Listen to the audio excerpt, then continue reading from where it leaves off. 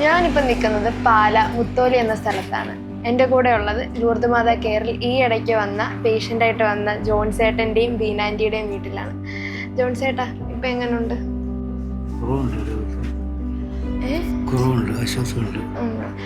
ജോൺസേട്ടൻ എന്ത് ചെയ്യായിരുന്നു? Labour office. Anti എന്ത് ചെയ്യാ? ഞാനൊന്നും ഹൗസ് വൈഫ് ആയിരുന്നു. കഴിഞ്ഞതിൻ്റെ മുമ്പത്തെ ടേമിൽ ഞാൻ 5 വർഷം ഈ വാർഡിൻ്റെ മെമ്പറും മുത്തോലി പഞ്ചായത്തിൻ്റെ വൈസ് പ്രസിഡന്റും ആയിരുന്നു. ചേട്ടൻ അന്ന് സർവീസിലുണ്ടായിരുന്നു. അത് കാരണം നല്ല ഹെൽപ്പായിരുന്നു. പിന്നെ 2011 പെൻഷനായി. ആലപ്പുഴയിൽ നിന്നാണ് റിട്ടയർ ചെയ്തത്. അത് കഴിയുമ്പം പിന്നെ അന്ന് അമ്മയൊക്കെ ഉണ്ടായിരുന്നതുകൊണ്ട് എനിക്ക് നല്ല സപ്പോർട്ടായിരുന്നു. പിന്നെയും ഭയങ്കര പ്രഷർ വരുന്നുണ്ട് നിൽക്കാനായിട്ട്. പക്ഷേ കൊച്ചുമോള് ഞങ്ങളുടെ കൂടെ ആയതുകൊണ്ട് പോകാനും ബുദ്ധിമുട്ടാണ്. ഇവിടെ ഇപ്പം നിങ്ങൾ രണ്ടുപേരും മാത്രമേ? ഞങ്ങൾ രണ്ടുപേരുണ്ട്. ഇപ്പം ഞങ്ങളുടെ മൂത്ത മോള് കോഴിക്കോടായിരുന്നു വർക്ക് ചെയ്തുകൊണ്ടിരുന്നു. ഇപ്പോൾ അവൾക്ക് ട്രാൻസ്ഫർ കിട്ടിയിട്ടുണ്ട് കുറവിലങ്ങാടേക്ക്. അപ്പം അവൾ ഇപ്പോൾ കുറവിലങ്ങാട് പോയി വരുക. ഇവിടെ നിൽക്കും. അവളുടെ മൂത്ത മോളാണ്. ഒരു കുട്ടിയേ ഉള്ളൂ. ഇവിടെ മോളുടെ പേരെന്താ? കൊച്ചിൻ്റെ പേര് ഇസബെല്ലോ. എത്രാം ക്ലാസ്സിലാണ് പഠിക്കുന്നത്? First standard. ഏത് സ്കൂളിലാണ്? ചവറ. അതിൻ്റെ ഇതിപ്പം ആദ്യമായിട്ട് എങ്ങനെയാണ് മനസ്സിലായത്? അങ്കിളിന് 48 വയസ്സ് മുതൽ പാർക്കിൻസൺസിൻ്റെ അസുഖമുണ്ട്. നമ്മൾ ശ്രീചിത്രയിലായിരുന്നു അതിൻ്റെ ട്രീറ്റ്മെൻറ്റ് എടുത്തുകൊണ്ടിരുന്നത്. വേറെ ഒരു വർഷം അപ്പം നമ്മൾ എഴുതാൻ സിഗ്നേച്ചറൊക്കെ വ്യത്യാസം പതുക്കെ വന്ന് തുടങ്ങുമ്പം അന്ന് വേറെയൊന്നും ഇല്ലായിരുന്നു. ഈ 48 വയസ്സിൽ വേറെയൊന്നുമില്ല. അക്ഷരങ്ങൾ ചെറുതായി എഴുതുമ്പോൾ പെട്ടെന്ന് എഴുതാൻ സ്പീഡ് കിട്ടണില്ല. അങ്ങനെയൊക്കെ വന്നപ്പോൾ ഇങ്ങനെ നമ്മൾ ചോദിച്ചപ്പോൾ അന്വേഷിച്ച് ഡോക്ടറിനെ കണ്ടു. പറഞ്ഞപ്പോഴത്തേക്ക് പാർക്കിൻസൺസിൻ്റെ ഒരു ഇതാണ് എന്ന് പറഞ്ഞു. അന്ന് ഇങ്ങനെ വേറെയൊന്നുമില്ല. ഇങ്ങനെ നടക്കാനൊന്നും ബുദ്ധിമുട്ടില്ല. ബുള്ളറ്റല്ല പുള്ളി ഓഫീസിൽ പോവുകയും വരികയൊക്കെ ചെയ്തുകൊണ്ടിരിക്കുന്നത്. അത് കഴിഞ്ഞപ്പം കുറച്ച് നാൾ അങ്ങനെ പോയി. അത് കഴിഞ്ഞ് ഇവിടുന്ന് ട്രാൻസ്ഫറായിട്ട് തളിപ്പറമ്പിന് പോയി. തളിപ്പറമ്പിൽ പോയി കഴിഞ്ഞപ്പം അവിടെ തന്നെയായിരുന്നു. ഞങ്ങൾ നാട്ടിലായിരുന്നു അന്നേരത്തേക്ക്. തളിപ്പറമ്പിൽ വെച്ച് ചെറുതായിട്ട് അന്നേരമാണ് ഞങ്ങൾ ശ്രദ്ധിക്കുന്നത്. നമ്മൾ നടക്കുമ്പോൾ കൈ പകുതൊക്കെ ഇങ്ങനെ പൊക്കി പിടിച്ചോണ്ടാണ് നടക്കുന്നത്, വലത്തെ കൈ. അപ്പം അങ്ങനെ വന്നതാണ് നമ്മൾ ഡോക്ടറിനൊക്കെ ചെല്ലുന്നത്. അപ്പോൾ പിന്നെ ഒരു ഫ്രണ്ട് പറഞ്ഞു, ശ്രീചിത്രയിൽ ഇതിൻ്റെ റിസർച്ച് സെൻ്ററാണ്, വേറെ എങ്ങും പോകണ്ട നിങ്ങൾ എന്നും പറഞ്ഞ് ഞങ്ങൾ 2007 അല്ലേ 2006 ശ്രീചിത്രയിൽ ട്രീറ്റ്മെൻറ്റ് എടുത്തു. അന്ന് മുതൽ ഞങ്ങളവിടെ വരുന്നുണ്ട്. അത് കഴിഞ്ഞിപ്പോൾ ഈ ഒരു വർഷം ആകുന്നു. യൂറിനറി ഒരു പ്രോബ്ലം വരുന്നുണ്ട്. പെട്ടെന്ന് മൂത്രം കൺട്രോൾ ചെയ്യാൻ പറ്റുന്നില്ല. അങ്ങനെ പലപ്പോഴും ഡോക്ടർമാരെ കണ്ട് അവർ മരുന്ന് തരും. പിന്നെ വന്നപ്പം ബുദ്ധിമുട്ട് ഇച്ചിരി കൂടി വന്നു. ഞങ്ങൾ ശ്രീചിത്രയിൽ ചെന്നപ്പം 6 മാസം കൂടുമ്പോൾ നമ്മൾ തിരുവനന്തപുരം വരുന്നുണ്ട്. അവിടെ ചെന്ന് പറഞ്ഞപ്പം അവർ പറഞ്ഞ് യൂറോളജിസ്റ്റിനെ കണ്ട് അവിടെ അതില്ലല്ലോ. അപ്പം ഞങ്ങളിവിടെ തന്നെ പോയി കണ്ടു. ഇപ്പോൾ ഡോക്ടേഴ്സ് ആദ്യം മരിയൻ സെൻറ്ററിൽ കണ്ടു. അപ്പോൾ അവിടെ നിന്ന് ഒരു MRI ഒക്കെ പറഞ്ഞ് ഞങ്ങൾ പിന്നെ മെഡിസിറ്റിയിലോട്ട് പോയി. അവിടെ ചെന്നപ്പോൾ ഡോക്ടേഴ്സ് നോക്കിയിട്ട് ഇങ്ങനെ പറഞ്ഞു, നമുക്ക് ഇതൊന്ന് ഒരു ടെസ്റ്റ് എടുക്കണം. ടെസ്റ്റ് എടുക്കുമ്പം ചില പോസിറ്റീവ് ആണെങ്കിൽ ഇതിന് പ്രോസ്റ്റേറ്റിൽ വല്ല ചെറിയ പ്രശ്നങ്ങളുണ്ടെങ്കിൽ നമുക്ക് പിന്നീട് അടുത്ത ഇത് നോക്കാമെന്നൊക്കെ പറഞ്ഞു. അങ്ങനെ അവരവിടെ നിന്ന് ബയോപ്സിക്ക് അയച്ചപ്പം അത് നമുക്ക് ഇതായിട്ട് ഇതിൻ്റെ ഒരു സ്റ്റാർട്ടിങ് ആണ്. അത് കഴിഞ്ഞ് പെറ്റ് സ്കാൻ എടുത്തു, കാരിത്താസിൽ പോയി. അപ്പോൾ പിന്നെ ഞങ്ങളുടെ ഒരു ഫ്രണ്ട് തന്നെ പറഞ്ഞു, നിങ്ങൾ ഇവിടെയോട്ട് പോകും, തിരുവനന്തപുരത്തിന് പോകും, അതാണ് ഏറ്റവും ബെസ്റ്റ്, നല്ല ഇതാണ്. ഇച്ചിരി കഷ്ടപ്പാടൊക്കെ ഉണ്ട് ഈ നമ്മൾ പ്രൈവറ്റിൽ ചെല്ലുന്ന മാതിരി അങ്ങനെയൊന്നും. പക്ഷെ നമുക്കവിടെ ചെന്നിട്ട് യാതൊരു ബുദ്ധിമുട്ടും ഇല്ലായിരുന്നു. അവിടെ വളരെ നല്ല ഇതായിരുന്നു കേട്ടോ. അതുപോലെ തന്നെ ഞങ്ങൾ താമസിക്കുന്നിടത്ത് നമ്മൾ വീട്ടിൽ നിന്ന് ഇങ്ങോട്ടും പോയിട്ടില്ല എന്നൊരു ധാരണയായിരുന്നു ലൂർദിൽ വന്നപ്പോൾ. വെച്ചാൽ നമ്മളെക്കാട്ടിലും ഒത്തിരി വിഷമിക്കുന്നവരവിടെ കണ്ടു കഴിഞ്ഞപ്പോൾ നമുക്കൊന്നും അല്ല എന്നായിപ്പോയി. ഞങ്ങൾ വെച്ചാൽ ആകെ ഡൗൺ ആയി പോയായിരുന്നു ഞങ്ങൾ പിള്ളേരും എല്ലാം കേട്ടപ്പോഴത്തേക്ക്. അത് കഴിഞ്ഞപ്പോൾ പിന്നെ അവിടെ വന്നു കഴിഞ്ഞപ്പം നമുക്ക് ആ ഒരു ഇതേ വരുന്നില്ലായിരുന്നേ. അങ്ങനെ സന്തോഷമായിരുന്നു. ഏത് സ്റ്റേജ് ആയപ്പോഴായിരുന്നു? സ്റ്റാർട്ടിങ് ആണ്. അപ്പോൾ അവർ പറഞ്ഞ് കീമോയും വേണ്ട സർജറി. അപ്പം ഇപ്പം നമ്മൾ പലർക്ക് അയച്ചു കൊടുക്കുമല്ലോ നമ്മുടെ സമ്മറിയൊക്കെ അയച്ചു കൊടുത്തപ്പം അവർ പറഞ്ഞു സർജറി ഇടുന്നു. അപ്പം ഇവിടെ വന്നപ്പോഴും ആ ഡോക്ടറും പറഞ്ഞു സർജറിയും വേണ്ട, കീമോയും ഒന്നും വേണ്ട, റേഡിയേഷൻ കൊണ്ട് മാറാവുന്നേ ഉള്ളൂ, 25 റേഡിയേഷൻ പറഞ്ഞായിരുന്നു. അപ്പം അതനുസരിച്ച് നമ്മൾ ആദ്യം കാരിത്താസല്ലോ പിന്നെ 3 മാസം കൂടുമ്പോൾ ഒരു ഇഞ്ചക്ഷനുണ്ട്. 3 മാസം കൂടുമ്പം അതിപ്പോൾ 3 എണ്ണം കഴിഞ്ഞു ഞങ്ങളുടെ. ഇനിയിപ്പോൾ കാരിത്താസല്ല ഒരു 3 വർഷത്തെ ട്രീറ്റ്മെൻറ്റ് പറഞ്ഞു. ഇവിടെ വന്ന് തിരുവനന്തപുരത്ത് അവർ 2 വർഷത്തെ ട്രീറ്റ്മെൻറ്റാണ് പറഞ്ഞേക്കുന്നത്. ഞങ്ങൾ ഇവിടുത്തെ എല്ലാ പേപ്പറും കൊണ്ട് അവിടെ ചെന്നു. അപ്പോൾ സാറ് പറഞ്ഞു നമുക്ക് 2 വർഷത്തെ ഇതേ ഉള്ളൂ, അത് മതി. അത് കഴിയുമ്പോഴത്തേക്ക് ദൈവാനുഗ്രഹിച്ച് സ്റ്റോപ്പ് ആകണം എന്ന് ദൈവാനുഗ്രഹിക്കും. ഞങ്ങൾ ഈ റേഡിയേഷൻ ഒക്കെ അടിക്കുമ്പോൾ അതിൻ്റെതായിട്ടുള്ള ബുദ്ധിമുട്ടൊക്കെ എങ്ങനെയാണ്? റേഡിയേഷൻ അടിക്കുന്ന സമയത്ത് ബുദ്ധിമുട്ടൊന്നുമില്ല. അത് കഴിഞ്ഞ് അതിന് ഇച്ചിരി ക്ഷീണം പോലെയൊക്കെയാണ്. ഇപ്പം അത് മാറി. ഇപ്പം എല്ലാം ഇപ്പം ബുദ്ധിമുട്ടൊന്നും ബുദ്ധിമുട്ടില്ല, പ്രത്യേകിച്ച് ബുദ്ധിമുട്ടില്ല. നമ്മൾ നവംബർ 25-ാം തീയതി അവിടെ നിന്ന് ഇങ്ങോട്ട് പോകുന്നു. ഒക്ടോബർ ലാസ്റ്റ് തുടങ്ങി അല്ലേ, 23-ന് തുടങ്ങിയിട്ട് നവംബർ 25-ന് തിരിച്ചു പോകുന്നു. അത് കഴിഞ്ഞ് പിന്നെ രണ്ടാമതൊരു ഇതിന് വേണ്ടിയിട്ട് നമ്മൾ 23-ാം തീയതി ഡിസംബർ 23-ാം തീയതി രണ്ടാമത് ചെക്കപ്പ് റിവ്യൂവിന് പോയി. ഇഞ്ചക്ഷൻ ഉണ്ടായിരുന്നു, അന്ന് ഇഞ്ചക്ഷനും ഉണ്ട്, റിവ്യൂ ഉണ്ടായിരുന്നു. അത് രണ്ടും കഴിഞ്ഞു. ഇനിയിപ്പോൾ ഞങ്ങൾക്ക് മാർച്ച് 23-ന് പോകാം. ആൻറ്റി ഇവിടെ കുറെ മറ്റേ എന്താ പറയാ എല്ലാവരും സ്ത്രീകളെ എല്ലാവരെയും ഒരുമിച്ച് കൂട്ടി അയൽക്കൂട്ടമുണ്ട്. പിന്നെ ഞാൻ പഞ്ചായത്തിൽ ഇരുന്നതുകൊണ്ട് നമുക്ക് കുറച്ച് ക്ലാസ്സുകളൊക്കെ കിട്ടുമല്ലോ അവിടെ നിന്ന്. അപ്പം ലേഡീസിൻ്റെതായിട്ടുള്ള അവിടെ ഒരു ഗ്രൂപ്പ്, അങ്ങനെ കുടുംബശ്രീ അങ്ങനെയുള്ള ഓരോ പരിപാടികളുണ്ട്. അപ്പോൾ ഓരോ വാർഡിനും ഈ വാർഡിൽ തന്നെ ഏതാണ്ടൊരു ഞാൻ വന്നപ്പം ഏതാണ്ട് 4-5 ഗ്രൂപ്പേ ഉണ്ടായിരുന്നുള്ളൂ. അത് കഴിഞ്ഞിട്ട് ഒരു 8 ഗ്രൂപ്പിനെയും കൂടെ ഞങ്ങൾ ഈ ചേരാത്തവരൊക്കെ ഉണ്ടല്ലോ അവരെ എല്ലാവരെയും കൂടെ കൂട്ടി. അപ്പോൾ അവരൊക്കെ നല്ല രീതിയിൽ പോകുന്നുണ്ട്. ആഴ്ചയിലൊന്ന് ഒരു വീട്ടിൽ കൂടുക. ഇപ്പം കൊറോണ വന്നപ്പം എല്ലാവരും കുറേ പേര് നിർത്തി. എന്നുവെച്ചാൽ ആർക്കും പേടിയാണ്, എല്ലാവർക്കും ഓരോ വീട്ടിൽ പോകാനൊക്കെ പേടിയല്ലേ. അപ്പോൾ ആരും പോകത്തില്ലായിരുന്നു, എല്ലാം ഓൺലൈനിലാണ് ഞങ്ങളിപ്പോൾ മീറ്റിങ്ങൊക്കെ കൂടുന്നത്. ആൻറ്റി ഇപ്പം ലൂർദ് മാതാ കെയറിൽ വന്നപ്പോൾ ആൻറ്റി ഇതേപോലെ കുറേ പ്രവർത്തനങ്ങളിൽ ഏർപ്പെട്ടിട്ടുള്ള ഒരു വ്യക്തിയാണല്ലോ. ഇപ്പം ലൂർദ് മാതാ കെയറിലോട്ട് വന്നപ്പം ആൻറ്റീനെ ഇൻസ്പയർ ചെയ്യുന്ന രീതിയിൽ അവിടുത്തെ എന്തെങ്കിലും പ്രവർത്തനങ്ങൾ എല്ലാ കാര്യങ്ങളും നോക്കുമ്പോഴത്തേക്കും ഭയങ്കര ഞങ്ങൾക്ക് ശരിക്കും അതിശയം കേട്ടോ. എങ്ങനെ ഇത്രയും പേരെ നമുക്കിപ്പോൾ ആകെ ഞാൻ പറഞ്ഞു നമ്മളൊരു പഞ്ചായത്ത് ഭരിക്കുന്നതിനെക്കാട്ടിലും കഷ്ടമാണ് അവിടെ. ഒരു പഞ്ചായത്തിൽ അല്ലെങ്കിൽ ഒരു വാർഡ്, പഞ്ചായത്ത് വേണ്ട, ഒരു വാർഡിലുള്ള ആൾക്കാരെ നമുക്കിപ്പോൾ എല്ലാവരും കണ്ട് പരിചയമുള്ളത്. ഇത് സ്ഥിരം കാണുന്നവരല്ലേ. ഇത് അവിടെ ആരെയാണ് കണ്ട് എന്ന് സ്ഥിരം കാണുന്നത്. ഇപ്പോൾ ഒരു 3 മാസത്തെ ട്രീറ്റ്മെൻറ്റ് പോട്ടെ, ഏറ്റവും കൂടി വന്ന 1 വർഷത്തെ ട്രീറ്റ്മെൻറ്റിനുള്ള ആൾ കാണും. അവർ തന്നെ ആയിരിക്കുമല്ലോ. പിന്നെ ഇങ്ങനെ മാറി മറിഞ്ഞ് റൂമൊക്കെ എന്ത് ക്ലീനായിട്ട്, എന്ത് നല്ല നീറ്റായിട്ട് കേട്ടോ. അതിൻ്റെ ഇടയ്ക്ക് എന്നാൽ സിസ്റ്റർമാരാണെങ്കിലും നമുക്ക് ഇച്ചിരി പുറകോട്ട് പോകുന്നെന്ന് കാണുമ്പോഴത്തേക്ക് എല്ലാവരും ഒരു വഴക്കും ഇല്ല, ഒരു പ്രശ്നവും ഇല്ല. നമ്മുടെ വീട്ടിലാണേലും ഇപ്പം മോഷിഞ്ഞ് നടന്നു കഴിഞ്ഞാൽ നമ്മൾ ചാടും, അത്രയും പോലും ചാട്ടമില്ല.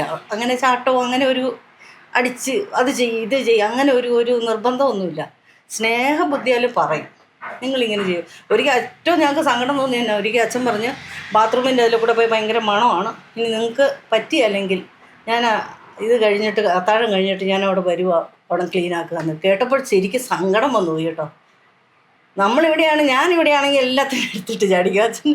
അച്ഛന് സത്യത്തിൽ സങ്കടം വന്നുപോയി. ഞാൻ കുഞ്ഞേട്ടനോട് പറഞ്ഞു, അച്ഛനൊക്കെ അത്ര പറയുകയാണെങ്കിൽ നിങ്ങളോടൊന്നും ഞാൻ പറയത്തില്ല, ഞാൻ വന്നവിടെ ക്ലീനാക്കും, ഞാൻ കഴിവ്, എനിക്ക് അതിനകത്തൊന്നും ഒരു ബുദ്ധിമുട്ടുമില്ല, ഞാൻ ഇതൊക്കെ ചെയ്യുന്ന ആളാണ് എന്നും പറഞ്ഞിട്ട് ഭയങ്കര ഒരു ഇതായിരുന്നു അത് കേട്ടപ്പോഴത്തേക്ക് കേട്ടോ.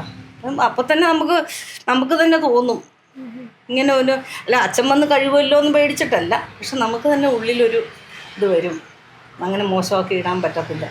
അങ്ങനെയെല്ലാം ഉണ്ട്.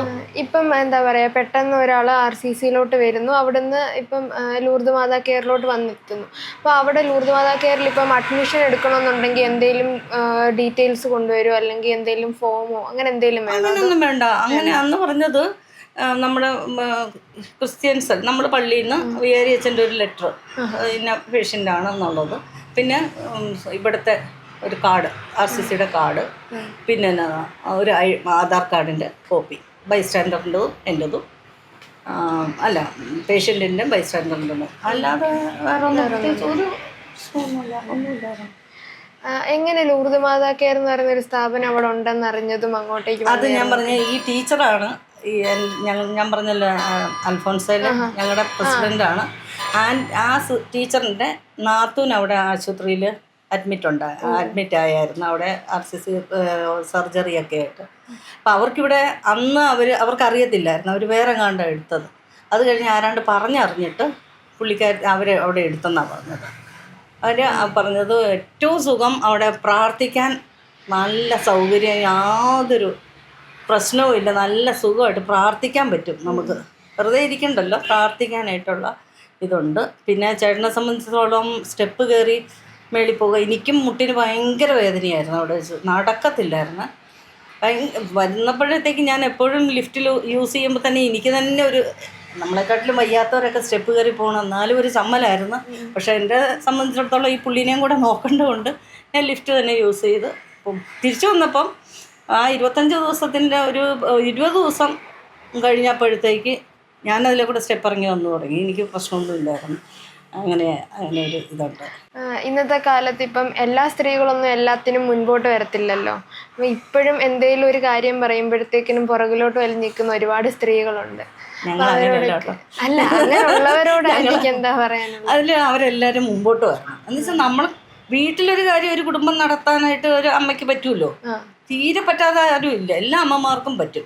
പിന്നെ എന്തെങ്കിലും അസ്വസ്ഥതയൊക്കെ ഉണ്ടെങ്കിൽ മാത്രമേ ഉള്ളൂ. അങ്ങനെയുള്ള ആൾക്ക് എന്തുകൊണ്ട് പുറത്തോട്ട് വന്ന് നമുക്ക് മറ്റുള്ളവരെ സഹായിക്കാൻ അവരുടെ ഒരു പുറകിൽ നിർത്തല്ല. ചേട്ടൻ പറഞ്ഞു, എൻ്റെ പിള്ളേരെ ഞാൻ ആൺപിള്ളേരെ പോലെ തന്നെയാണ് വളർത്തുന്നത് എന്ന് പറഞ്ഞു. അന്ന് വെച്ചാൽ അങ്ങനെ വളർത്താൽ മതി, നീ പെണ്ണാണ്, നീ ഇവിടെ ഇരുന്നോണം, അങ്ങനത്തെ രീതിയല്ല ഇവിടെ.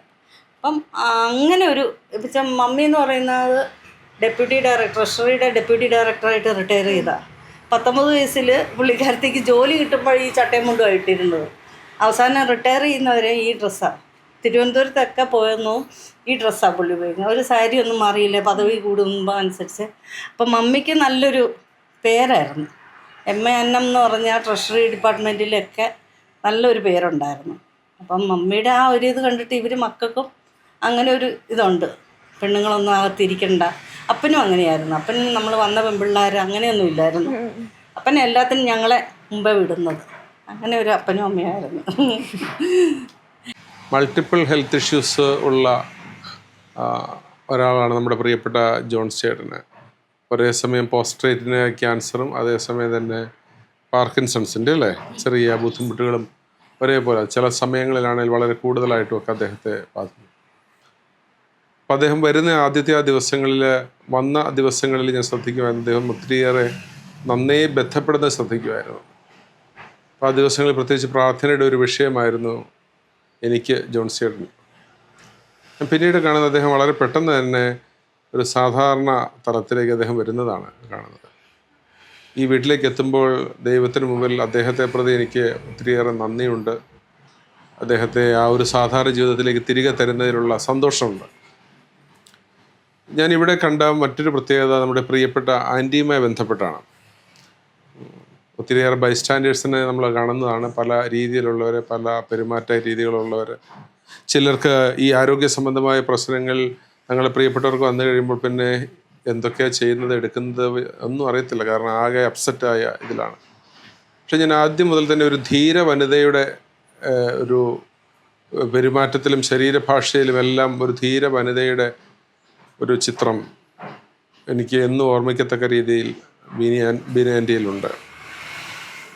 അതുമായി ബന്ധപ്പെട്ടാണ് എനിക്ക് 1-2 കാര്യങ്ങൾ ചോദിക്കാനായിട്ടുള്ളത്. നമ്മുടെ ലൂർദ് മാതാ കെയറിൽ ആൻറ്റി വരുന്നു. ഇന്നത്തെ ഒരു സമൂഹത്തിൽ ആരോഗ്യ മേഖലയിൽ നമ്മൾ സുരക്ഷിതരാണോ? ഒരു പൊതുപ്രവർത്തക എന്നുള്ള നിലയിൽ ആൻറ്റി എങ്ങനെയാണ് അതിനെ വിലയിരുത്തുന്നത്? അതായത് നമുക്ക് നമ്മുടെ കേരളത്തിൽ ആവശ്യമായ ഒരു ആരോഗ്യ പരിപാലനം ലഭിക്കുന്നതായിട്ടാണോ തോന്നുന്നത്, അതോ അതിന് ഏതെങ്കിലും ഒരു രാഷ്ട്രീയ സമവാക്യങ്ങളെ അതിനെ സ്വീകരിക്കുകയോ അതിനെ ഉദ്ധരിക്കുകയോ ഒന്നും ചെയ്യണമെന്നില്ല? കാരണം നമ്മൾ ഇവിടുന്ന് അവിടം വരെ RSSലേക്ക് വരെ ഓടിയെത്തുന്നു അല്ലേ? ഇവിടെയുള്ള ജനസാന്ദ്രത, അല്ലെങ്കിൽ ഇവിടെ നിന്ന് മറ്റൊരു ജില്ലയിലേക്ക് കടന്നു വന്ന് മറ്റൊരു ജില്ലയിലെ പ്രമുഖമായ നിലയിൽ പ്രവർത്തിക്കുന്ന ഒരു ആശുപത്രി സംവിധാനങ്ങൾ കാണുന്നു. ഒരുപാട് രോഗികളെ ശുശ്രൂഷിക്കുന്ന നേഴ്സസ്, ഡോക്ടേഴ്സ്, അവരുടെ മുമ്പിൽ വളരെ തിങ്ങി നിറഞ്ഞു വരുന്ന ഒരു രോഗികളുടെ ഒരു വലിയ പ്രവാഹം തന്നെ. നമ്മുടെ മലയാളി നേഴ്സസിനെ കുറിച്ചും ഡോക്ടേഴ്സിനെ കുറിച്ചൊക്കെ അഭിമാനം തോന്നുന്നോ, അതോ എന്താണോ? നല്ല അഭിമാനം തോന്നുന്നുണ്ട് ആ കാര്യത്തിൽ. ഒരു ഇത്രയും ഞങ്ങൾ ശരിക്കും ആദ്യം വരുമ്പോൾ ആകെ പകച്ച് വലിയ ബസ് സ്റ്റാൻഡിൽ വന്ന് നമ്മൾ ആ റിസപ്ഷൻ്റെ അവിടെ വരുമ്പോഴത്തേക്ക് ആൾക്കാരിങ്ങനെ ഇടയ്ക്കിടയ്ക്ക് അനൗൺസ്മെന്റ് കേൾക്കുന്നുണ്ട്. ഇത് എവിടെ നിന്ന് ഏതാണെന്നൊന്നും നമുക്കറിയത്തില്ല. ആദ്യം കയറി ചെന്നപ്പോഴേ വിറച്ച് ശരിക്കും പറഞ്ഞാൽ പോകുന്നു. അപ്പം ചേട്ടന് ആ സമയത്ത് ചേട്ടന് നല്ല വിറയുണ്ട്. ഞാൻ ഒരിടത്ത് ഇരുത്താനായിട്ട് ചെല്ലുമ്പോഴത്തേക്ക് ശരിക്കും ഞങ്ങൾക്ക് അതിശയം വന്ന് നമ്മളെക്കാട്ടിലും മൂക്കിക്കൂടെ ട്യൂബും ഒക്കെ ഇട്ട് ഇങ്ങനെ ഇരിക്കുന്ന പേഷ്യൻ്റ് എഴുന്നേറ്റ് തരുക പുള്ളിക്ക് ഇരിക്കാനായിട്ട്. അത് കണ്ടപ്പോൾ ഞങ്ങൾക്ക് വല്ലാത്തൊരു ഇത് തോന്നുക. പിന്നെ ഞാൻ പറഞ്ഞു വേണ്ട ചേട്ടൻ അവിടെ ഇരുന്നു. അപ്പം വേറൊരു ബൈസ്റ്റാൻഡർ അതിനപ്പുറത്ത് പുറകെ ഇരിക്കുന്നവരൊക്കെ കസേര ഉന്തിക്കൊണ്ട് വരുവാ ഇരുത്താനായിട്ട്. പുള്ളി അന്നേരം എഴുന്നേറ്റ് തരും. അത് ഭയങ്കര ഇതെന്ന് വെച്ചാൽ എവിടെയെങ്കിലും ഒന്ന് നമുക്ക് പിടിച്ചു നിൽക്കാൻ ഒരിടത്തും ഇല്ലാതെ അത് കയറുമ്പോൾ സെക്യൂരിറ്റി മുതല് വളരെ ഒരു ചാട്ടവും ഇല്ല കേട്ടോ. ഭയങ്കര ഒരു കാർഡ് എടുക്കാം. അപ്പം ബൈസ്റ്റാൻഡർ കാർഡ് ഉണ്ടോന്ന് ചോദിച്ചു. ഞാൻ ഫയലിനകത്ത് എടുക്കാൻ വേണ്ട കയറിപ്പിക്കുമെന്ന് ചോദിച്ചാൽ അവർക്ക് നമ്മൾ കള്ളത്തരമല്ല കയറി പോവാൻ കൃത്യമായിട്ട് അറിയാം. ആദ്യത്തെ ദിവസം വീൽ ചെയറിൽ ഇരുത്താതെ അവർ വിടത്തില്ല. അത്രയ്ക്കും നല്ലൊരു ദിവസം. അത് ചെന്ന് കഴിഞ്ഞ പിന്നെ നമ്മൾ രജിസ്ട്രേഷൻ ഞാൻ പറഞ്ഞു അയ്യോ 10 മണിക്ക് മുമ്പ് ചെന്നില്ല രജിസ്ട്രേഷൻ കിട്ടത്തില്ല, 2 മണിക്ക് മുമ്പ് എത്തിയില്ലെങ്കിൽ എന്ത് ചെയ്യും എന്നൊക്കെ പറഞ്ഞാൽ ഞങ്ങൾ പോകണമെന്ന്. അവിടെ ചെന്ന് കഴിഞ്ഞപ്പോഴത്തേക്ക് ആ കൗണ്ടറിൽ നമ്മൾ അന്നേരം തന്നെ വിളിച്ച് അന്നേരം തന്നെ നമ്മുടെ എല്ലാ പേപ്പറുകൾ വെച്ചും പറഞ്ഞ് ഒരു നേഴ്സിനെ കൂട്ടി വിട്ട് നിങ്ങൾ D ബ്ലോക്കിൽ പോകും, പിന്നെ അവിടെയാണ് പോകേണ്ടതെന്ന് പറഞ്ഞു. അപ്പം പുള്ളിനെ അവർ നടത്തത്തില്ല, നടക്കാൻ പറ്റത്തില്ല എന്ന് വെച്ചാൽ അതുപോലെ ആൾക്കാർ അങ്ങോട്ടും ഇങ്ങോട്ടും പോകുന്നതുകൊണ്ട് മൂവ് ചെയ്തുകൊണ്ടിരിക്കുന്നുണ്ട്. പുള്ളിക്ക് അങ്ങനെ അങ്ങോട്ട് വിശാലമായിട്ട് നടക്കാനും പറ്റുന്നില്ല. അപ്പം പിന്നെ അവർ വീൽ ചെയറിൽ ഇരുത്തിയിട്ട് നമ്മളെ കൊണ്ടുപോയി D ബ്ലോക്കിൽ കൊണ്ടുപോയി.